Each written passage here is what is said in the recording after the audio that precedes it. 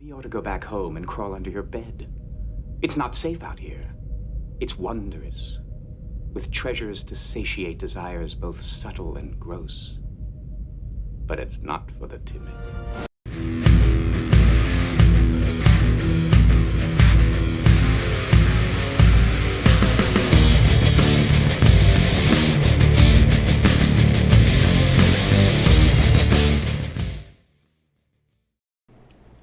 Howdy folks, welcome back to my YouTube channel. I am your host, the Mighty Bjorn, and today for you I have a Mighty game review, but this is a Mighty game review of a different kind. Normally I do video game reviews, however today for you I am not doing a video game review. Instead I'm actually doing a review of the Star Trek Adventures role-playing game from Modiphius Games. We're going to talk a bit about the game itself, what I liked, what I disliked, things of that nature, and do I think it's actually a good game? Because I've actually seen some kind of mixed things from people about Star Trek Adventures, and I figured what the heck, I would weigh in, give my opinion. I guess I better start off with something simple. My pedigree, if you will. Well, I've been playing Dungeons & Dragons since I was 12 years old. I've played everything from Advanced Dungeons & Dragons. I've played Dungeons & Dragons, the D20 version, 3.5 edition, and 3.0 edition. I've played Star Wars D6. I've played Star Wars D20. I've played Star Wars D20 Revived. I've played Teenage Mutant Ninja Turtles and Other Strangeness. I've played Champions. I've played Brain Fart. But basically, there you go. There's the pedigree that I've played a lot of different systems, and I've even created my own systems, such as I used the Call of Cthulhu rule base from the Wizards of the Coast D20 series to create a Resident Evil series, and I also did one as well for Fallout. Even though Modiphius now actually does make a Fallout 2D20 game system.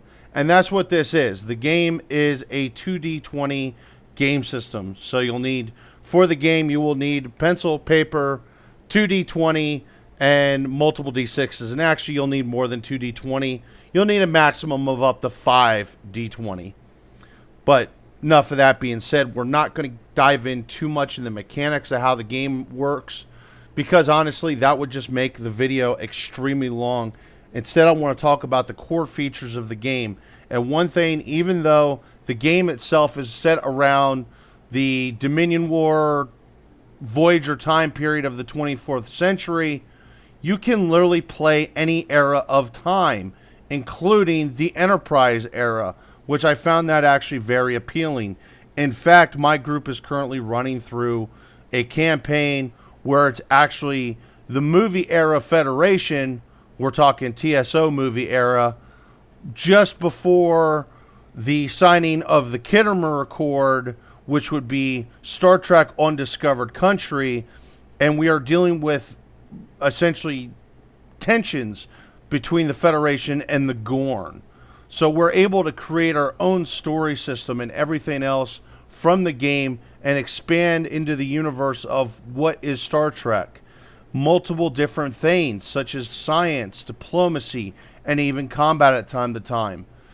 With that being said, the combat system is a little odd because time itself in the game is a little odd compared to other games. That being said, it's actually not all bad. The characters are created with a career life path character creation system. There's really no die rolling.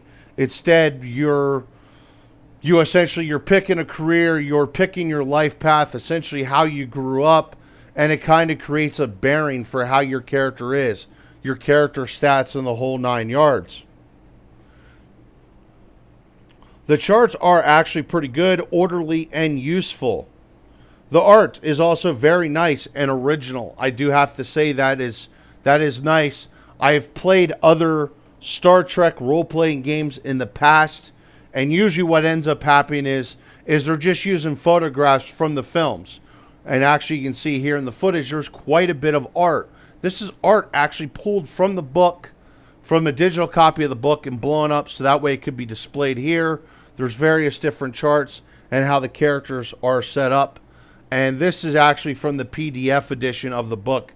I don't own a printed edition of the book, which I'll get into here in a bit.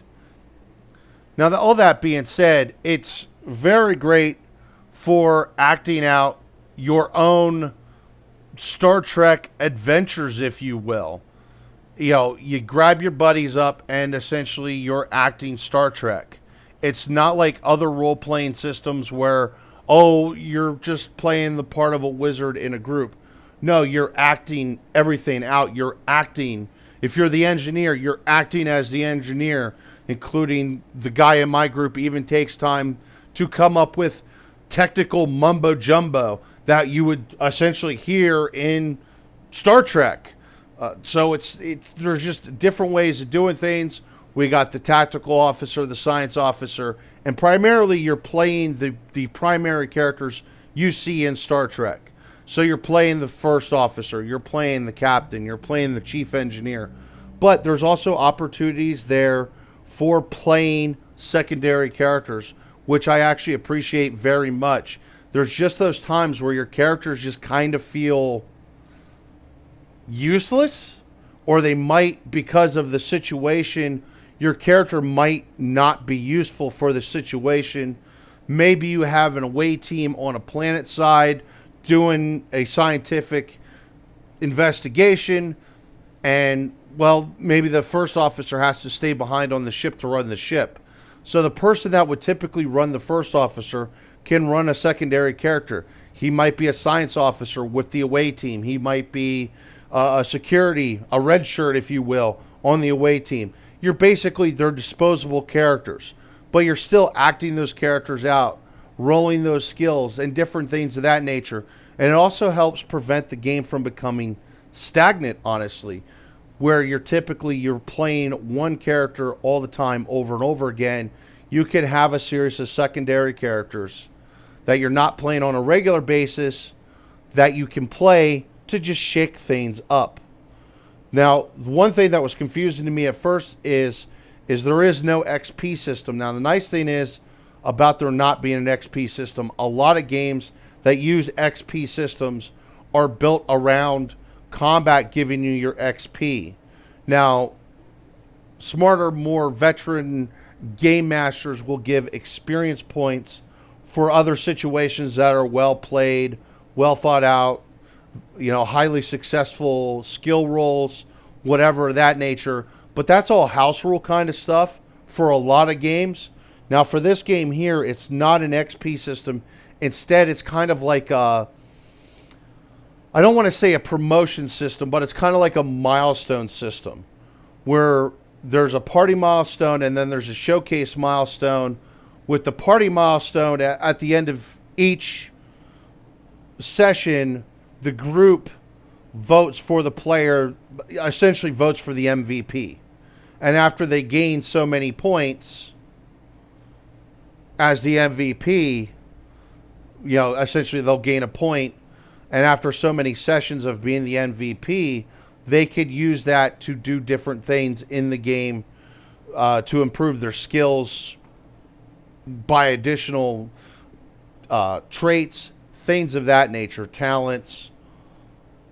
Now, there's also the showcase, which the showcase has done very similar. It's a more rare circumstance. It's not in every scenario type of thing. And usually that's something that the game master himself decides how that's going to work. Also, those points can even be used for improving the ships. And the ships do take various refits. The other thing that I very appreciate much is actually this version of Star Trek, the role-playing game, Star Trek Adventures, has a very big fan base. Now, the FASA Star Trek still has a very... Sorry there, folks. I had a quick cough. Had to cut that out. Now, the FASA Star Trek still has quite a bit of a fan base, but it's not being constantly updated. It's not really updated anymore.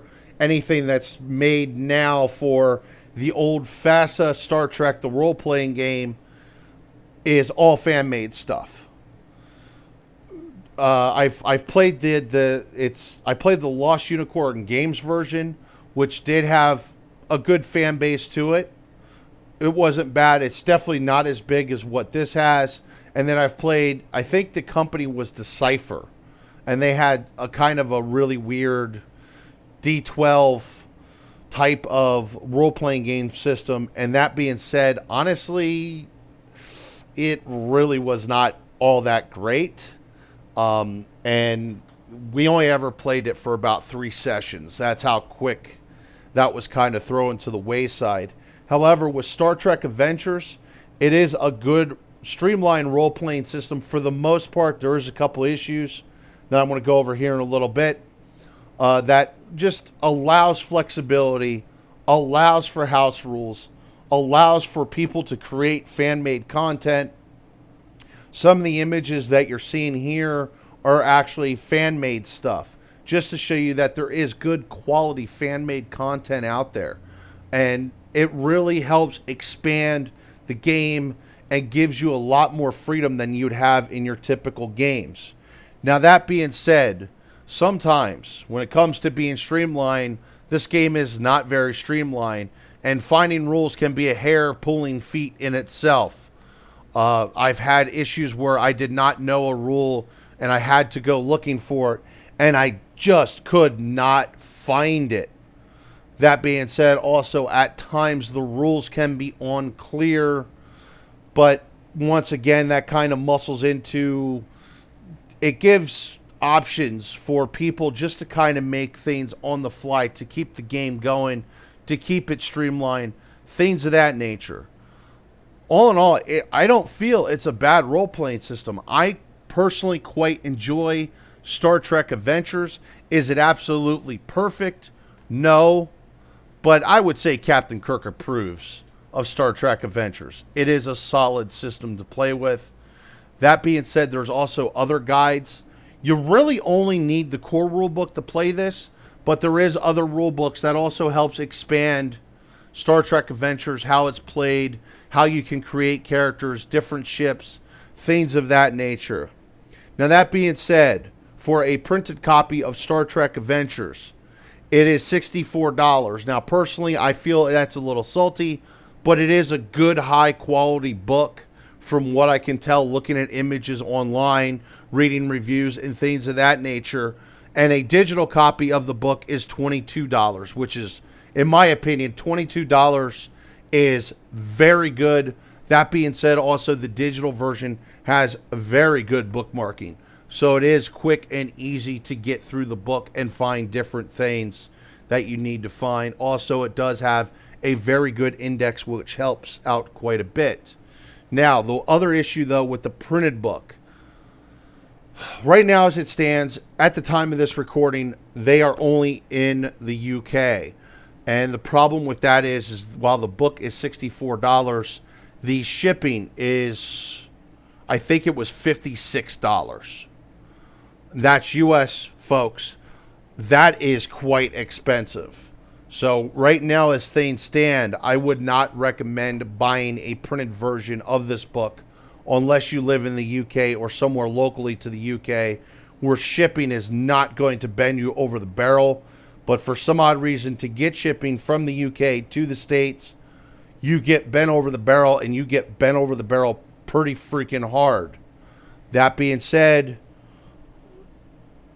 they are actually setting up a shipping center here in the States. So hopefully soon, #soon, folks, we'll be able to actually get these books at that price with a decent shipping price.